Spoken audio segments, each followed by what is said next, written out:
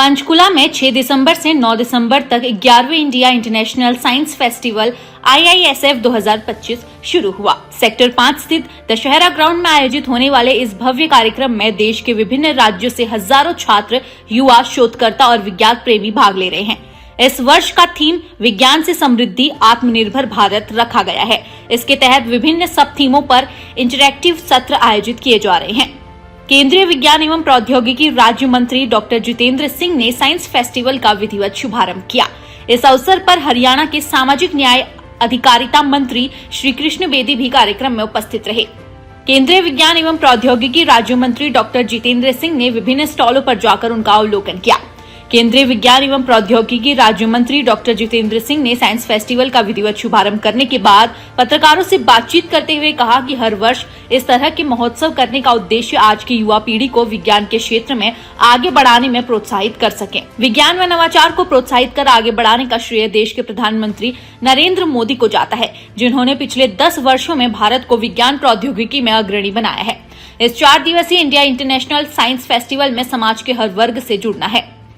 उन्होंने कहा कि 3 C का बहुत महत्वपूर्ण योगदान है। पहला C celebration of science achievement, दूसरा C कम्युनिकेशन, उन तक पहुंचे जो विज्ञान को बढ़ाने में योगदान दे रहे हैं, तीसरा C करियर, यहाँ युवा वैज्ञानिकों के भविष्य को आगे बढ़ाया जा सके।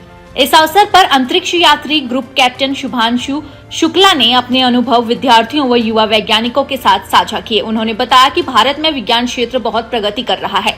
ये भारतीयों के लिए काफी प्रेरणादायक है कि विज्ञान के क्षेत्र में भारत आत्मनिर्भर बन रहा है।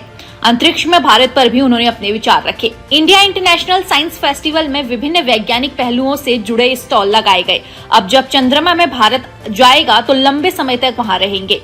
अब जरूरत है अंतरिक्ष से जुड़े इंफ्रास्ट्रक्चर को और मजबूत करना है। उन्होंने 2047 को विकसित भारत बनाने में सभी भारतवासियों को अपना अपना योगदान दें। गगनयान में भी भारत उन्नति कर रहा है। उन्होंने बच्चों व युवाओं के सवालों के जवाब दिए कि वो सबसे ज्यादा प्रथम अंतरिक्ष यात्री राकेश शर्मा से प्रभावित हुए। उन्होंने बच्चों को खेलने, अच्छा खाने व खूब पढ़ने के लिए कहा। GMT के द्वारा हवा में अंतरिक्ष में सोते हैं। योगा ने बहुत मदद की। पत्रकारों से बातचीत करते हुए अंतरिक्ष यात्री शुभांशु शुक्ला ने कहा कि बच्चे बहुत ही उत्साहित नजर आए। इंडिया इंटरनेशनल साइंस फेस्टिवल वैज्ञानिकों के लिए बहुत अच्छा मंच है आगे बढ़ने का, क्योंकि विज्ञान को जितना प्रोत्साहित करेंगे उतना ही भारत इस क्षेत्र में विकसित होगा। प्रधानमंत्री नरेंद्र मोदी ने 2047 के विकसित भारत की जो सोच थी उसे पूरा करने के लिए सभी देशवासियों को अपने अपने स्तर पर अपनी जिम्मेदारी को निभाना होगा। ठीक है, सबसे पहले तो आपका धन्यवाद थोड़ा सा मैं निकाल करके ये एक विज्ञान संबंधी आयोजन में अपनी उपस्थिति दर्ज करने का समय निकाला। आप लोग से पहले मीडिया को इस तरह की दिलचस्पी नहीं रहती थी, लेकिन अगर रहने लगी है तो मुझे लगता है कि बहुत बड़ा श्रेय जाता है प्रधानमंत्री मोदी जी को। जिस प्रकार से उपलब्धियाँ रही हैं गत 10-11 वर्षों विज्ञान नवाचार के क्षेत्र में, जिसको लेकर के विश्व भर में भारत का रुतबा भी भारत की साख को माना जा रहा है। और भारत की जो नई प्रतिष्ठा स्कीम दर्ज हुई है संसार भर में, उसमें साइंस की उपलब्धियों का बहुत बड़ा योगदान है। चाहे वो चंद्रयान 3 है, चाहे वो पहला वैक्सीन है जो न केवल हिंदुस्तान में इजाद हुआ है कोविड को लेकर के, बल्कि दूसरी दुनिया के देशों को भी भेंट करके प्रधानमंत्री मोदी जी ने विश्व बंधु के मंत्र का सही माने में पालन किया। चाहे वो हमारा आने वाला गगनयान है अगले वर्ष, तो इन्हीं उपलब्धियों के कारण आज विश्व भारत में दूसरी निगाह के साथ देखता है। भारत की छवि से तस्वीर बदली है। भारत के युवाओं को और प्रतिभा को बड़ी इज्जत की निगाह से देखा जाता है और मीडिया की भी दिन ब दिन बढ़ रही है, क्योंकि उसके लिए भी प्रतिष्ठा का विषय है। और ये जो 4 दिवसीय हमारा फेस्टिवल के प्रति इस प्रकार का विचार किया कि प्रतिवर्ष साइंस को लेकर के 2 प्रमुख आयोजन रहेंगे साल भर में। एक तो रहेगा ST emerging science technology innovation conclave 3 दिवसीय आयोजन जो पिछले माह सुबह प्रधानमंत्री मोदी जी ने उसका उद्घाटन किया था। वो अधिकतर एकेडमिक रहेगा। उसमें गंभीर चिंतन मंथन नवाचार को लेकर के, आने वाली योजनाओं को लेकर के, उसमें नोबेल पुरस्कार विजेता भी भाग लेते हैं। और ये 4 दिवसीय जो समाज के हर तबके के साथ किसी न किसी वाबस्ता कोई ना कोई सतर रहेगा इसमें। और इसलिए जैसे आपने कहा 3C, तो celebration, communication and career. Celebration इसलिए कि जो भारत में इसमें उपलब्धियाँ हुई हैं वो सारी की सारी तौर पर टेक्नोलॉजी ड्रिवन इस प्रकार से उसका हमें एहसास हो और उसका एहसास हमें हमारे अंदर आत्मविश्वास जगाए। दूसरा कम्युनिकेशन, इसके लिए क्या नवाचार उपलब्ध है, चाहे वो स्टार्टअप है, चाहे वो किसी और शोबे से ताल्लुक़ रखता है, महिलाएं हैं, बच्चे हैं, कॉलेज में जाने वाले छात्र हैं, हमारे ट्राइबल्स हैं भाई। और करियर, ये मौका रहेगा नेटवर्किंग का भी, विभिन्न सत्रों में ये जानकारी हासिल करने का कि मेरे अंदर क्या एप्टीट्यूड है हर युवा को, और मैं किसका दावत पकड़ूँ, किसकी उंगली पकड़ करके अपना आगे का भविष्य निर्माण कर सकता हूँ। तो इस प्रकार से एक बहुमुखी आयोजन है ये, इसीलिए इसका नाम India International Science festival. Sir, atomic क्षेत्र में निजी भागीदारी को लाने जा रहे हैं, कुछ उसके बारे में इसकी तो घोषणा हो चुकी है बजट में। 2015 बड़ा ही साहसी निर्णय लिया प्रधानमंत्री मोदी ने कि न्यूक्लियर सेक्टर को प्राइवेट प्लेयर्स के लिए खोलना। आज तक किसी ने ना इसकी घोषणा की थी, ना उम्मीद की थी, ना ही इसकी मांग थी, क्योंकि लोग समझ बैठे थे कि ये तो प्राइवेट सेक्टर के लिए कभी होता ही नहीं। लेकिन हमने वो भी ऐलान किया, बहुत जल्द इसको लेकर के नियमों का भी नियम भी जारी कर दिया। साइंस फेस्टिवल में तुम्हें कुछ साइंस कोर्स भी रखेंगे और हमने देखा था ऑपरेशन सिंदूर भी आपने अच्छा किया बात की, वो भी एक साइंस का एक बहुत बड़ा प्रदर्शन था। प्रमुख तौर पर department of communication, department of space, दो विभागों के माध्यम से ऑपरेशन सिंदूर में सफलतापूर्वक कुछ ऐसे इजाद वो भी गत 10 वर्षों में हुई, लेकिन इस तरह के ट्रायल करना या उनकी परख करना आसान नहीं रहता। तो पाकिस्तान ने हमें मौका दिया उनकी धरती पर। राष्ट्रपति पुतिन यहाँ पर दौरे पे हैं, कैसे देखते हैं आप इस दौरे को?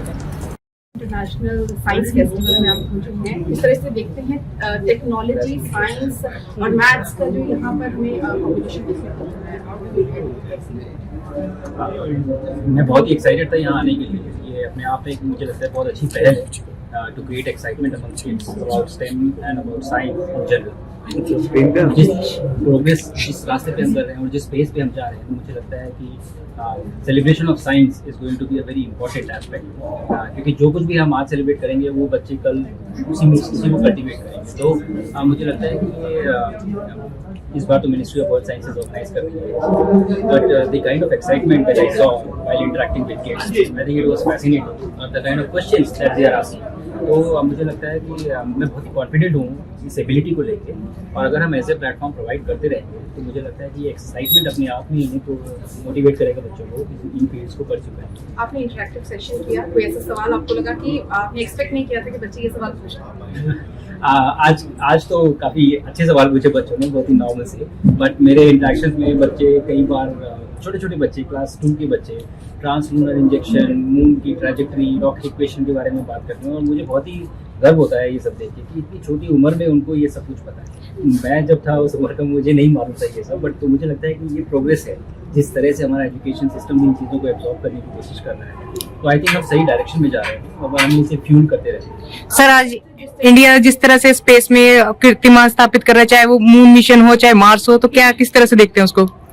मुझे लगता है कि हमें इसे कीर्तिमान की तरह नहीं देखना चाहिए, हमें इसे देखना चाहिए कि हमारा ऑब्जेक्टिव क्या है और हम क्या करना चाहते हैं। तो जब हम मून पे जाने की बात करते हैं तो ये इसलिए नहीं है कि हम कोई कीर्तिमान स्टैब्लिश करना चाहते हैं, बट हम इसलिए करना चाहते हैं क्योंकि इस जर्नी में हम कई लोगों का अपलिफ्टमेंट कर पाएंगे, हम अपने देश की प्रोग्रेस कर पाएंगे, हम साइंस और टेक्नोलॉजी को डेवलप कर पाएंगे। तो उस एंगल से अगर हम इसको देखते हैं तो ये बहुत ही एक नोबल कॉज हो जाता है, and it becomes a very justified cause. Thank you. और सिर्फ एक चीज, एक सवाल ये भी रहेगा, लोगों के इमोशंस अब काफी ज्यादा जुड़ जाते हैं, खासकर जब स्पेस पे भारत का कोई भी एक नया रिकॉर्ड का जो है कायम करने के चलते, इसको आप कैसे देखते हैं कि लोग भी अब जुड़ने लग चुके हैं? हाँ, मुझे लगता है कि लोग बहुत अच्छे से, बहुत एक्साइटमेंट से उन्होंने, अगर मेरे मिशन का एग्जाम्पल लें, जब मैं स्पेस में था, जब से वापस आया, तो मुझे लगता है कि लोग बहुत इमोशनली और एक्साइटमेंट के साथ इससे कनेक्टेड हैं, और एवरीबडी वाज प्राउड, मतलब सबको गर्व था कि हम as a country we have reached there for after such a long time. तो मुझे लगता है कि कहीं ना कहीं ये बिलीफ है कि हाँ हम कर सकते हैं, and then when we do it तो वो बिलीव सॉलिडिफाई हो जाता है और कॉन्फिडेंस देता है कि हम ऐसे एम्बिशियस मिशन आगे और करें। आपकी जैकेट सर्विस के बारे में कुछ बताना चाहेंगे? नहीं, ये हम लोग ये पैच जो है ये सिंगल्स हैं, we carry them with pride, क्योंकि हर चीज़ जो इस पे है वो कुछ ना कुछ एक स्टोरी है उसके साथ। तो ये मेरा मिशन पैच जो that we flew on Axiom 4 mission, और ये जो एयरक्राफ्ट हैं जो मैंने लाइफ लॉन्ग फ्लाई किए हैं अपने साथ, तो ये हमेशा से रहा है कि anywhere I go and you carry this symbol. And I think ये कुछ चीज़ें हैं जो बच्चे देखते हैं और उनको देख के इंस्पायर होते हैं कि आप बड़ी चीज़ें छोड़ दीजिए, कि बड़े होके चलिए मुझे वो जैकेट पहननी है ना। तो ये छोटी सी चीज़ है बट ये उनको इंस्पायर करती है और मोटिवेट करती है। तो आई थिंक ये भी एक बहुत बड़ा कारण है जिसकी वजह से ये चीज़ें मैंने अपने साथ देखी। Sir, India International Science festival दूसरी बार हरियाणा में हो रहा है और पंचकुला इस बार हो रहा है। देखिए, हमारे लिए बहुत सौभाग्य की बात है।